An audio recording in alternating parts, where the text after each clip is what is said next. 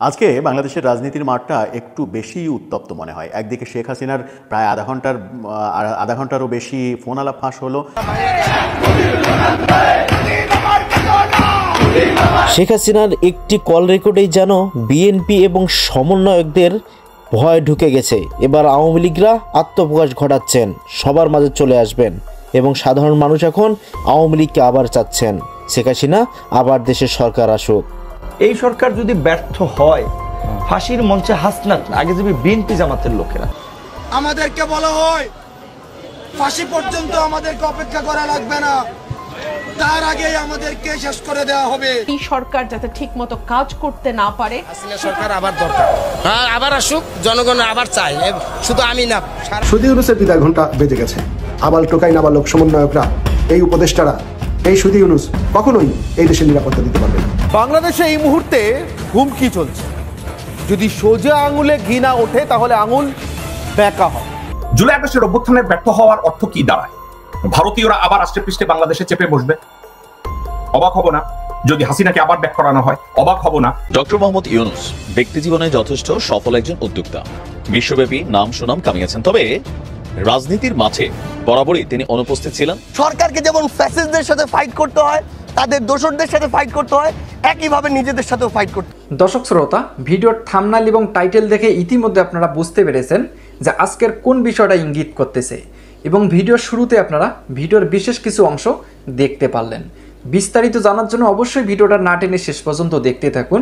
ভিডিওর শুরুতে আপনারা ভিডিওর বিশেষ কিছু অংশ দেখে ইতিমধ্যে বুঝতে পেরেছেন যে আজকের ভিডিওটা কতটা ইম্পর্টেন্ট একটি ভিডিও এবং কতটা চাঞ্চল্যকর একটি ভিডিও। তাই বলবো ভিডিওটা না টেনে শেষ পর্যন্ত দেখতে থাকুন।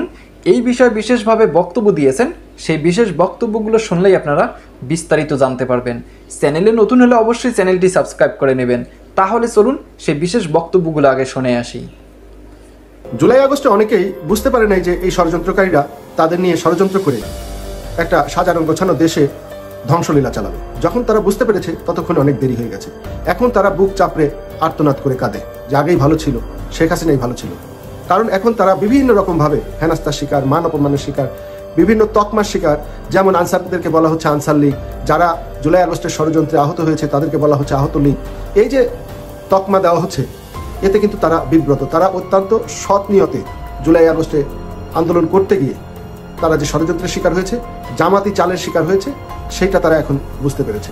এই কারণে এই যে জুলাই আগস্টের যে জনসমর্থন, যে জনগণ রাস্তায় গেছিল, এই জনগণ কিন্তু এখন আর সুদী ইউনূস বা এই ষড়যন্ত্রকারীদের সাথে আর নাই। তারা এখন নিশ্চুপ হয়ে গেছে। অর্থাৎ তারা এখন সুযোগ খুঁজছে কি করে এই ষড়যন্ত্রকারীদের বিদায় করা যায়। তো তারা সুযোগ পেলেই কিন্তু আবার বেরিয়ে পড়বে, কারণ তারা ওই ভুল থেকে যে শিক্ষা নিয়েছে সেই ভুলের মাসুল তারা দেবে ইউনূসকে বিদায় করার মাধ্যমে।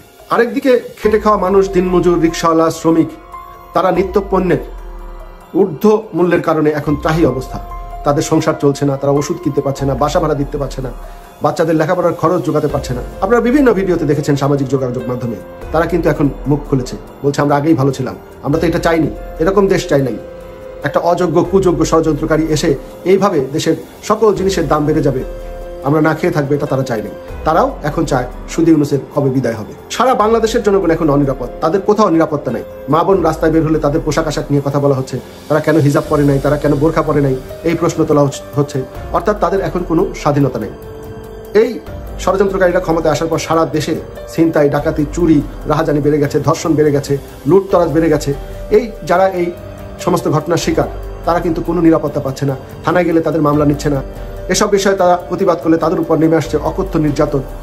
এই সমস্ত লোক কিন্তু এখন এই সরকারের উপর পুরা বিল্লা হয়ে গেছে। তারা শুধুমাত্র সুযোগ খুঁজছে কি করে এই সরকারের বিদায় করা যায়। এই সমস্ত নির্যাতিত মানুষের কথা পুলিশ না শুনলেও, আর্মি না শুনলেও, আর্মি এবং পুলিশ কিন্তু রাজনৈতিক ভিন্ন মতাবলম্বীদের গ্রেপ্তার করা, নির্যাতন করার জন্য খুব উৎসুক হয়ে বসে আছে। দেশের প্রায় সকল শিল্প কারখানা ধ্বংস করে দিয়েছে, আগুন দিয়ে পুড়িয়ে দিয়েছে। এই যে শ্রমিকরা, বিশেষ করে গার্মেন্টস শ্রমিকরা, বাংলাদেশের বড় বড় শিল্প গোষ্ঠীতে তারা চাকরি করতো, এই শিল্প কলকারখানা পুড়িয়ে দেওয়ার কারণে তাদের কিন্তু এখন কাজ নাই, তাদের চাকরি নাই, তাদের বেতন নাই। তাদের কি অবস্থা? তারা আজকে প্রায় 2-3 মাস যাবৎ আশুলিয়া, সাভার, নারায়ণগঞ্জের বিভিন্ন এলাকায় তারা আন্দোলন করছে, মিছিল করছে, রাস্তায় বসে পড়ছে, দেখার কেউ নাই। আজ পর্যন্ত দেখবেন কোনো উপদেষ্টা বলেন, এই সরকারের কোনো দায়িত্বপ্রাপ্ত ব্যক্তি বলেন, প্রধান উপদেষ্টা বলেন, এই সমস্ত অভাবী মানুষদের, এই সমস্ত গরিব মানুষদের, এই সমস্ত গার্মেন্টস শ্রমিকদের ব্যাপারে তারা একটি কথা বলছে না। তারা তাদের সাহায্যের জন্য এগিয়ে যাচ্ছে না, কিভাবে তারা দিন গুজরান করছে, কিভাবে সন্তান সন্ততি নিয়ে দুবেলা দুমুঠো ভাত খাচ্ছে, একটা মানুষ খবর নেওয়ার নেই। তারা কি করবে? তারা তো শুধু ইউনূসের বিদায় চাইবে। তো শুধু ইউনূসের বিদায় তারা চাবে না কে চাবে? এরকম নির্যাতিত, নিপীড়িত, বঞ্চিত লক্ষ কোটি মানুষ প্রতিদিন আল্লাহর দুয়ারে মোনাজাত করে, আল্লাহ কবে এদের বিদায় হবে, কবে এরা যাবে, কবে শেখ হাসিনা আসবে।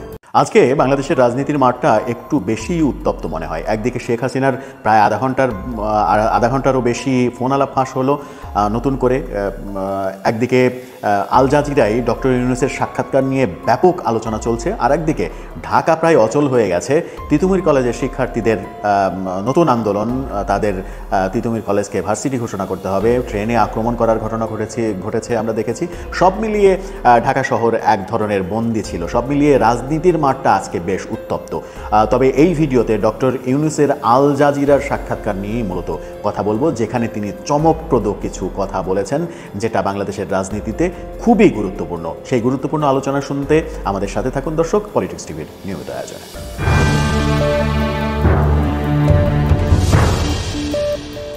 বলছিলাম, ডক্টর ইউনূস আল জাজিরায়, আন্তর্জাতিক গণমাধ্যম আল জাজিরায় একটি সাক্ষাৎকার দিয়েছেন। সেই সাক্ষাৎকারে বাংলাদেশের সেনাপ্রধান, ভারত, ডোনাল্ড ট্রাম্পের সঙ্গে সম্পর্ক এবং এই সরকারের মেয়াদ, এই বিষয়গুলো নিয়ে কথা বলেছেন।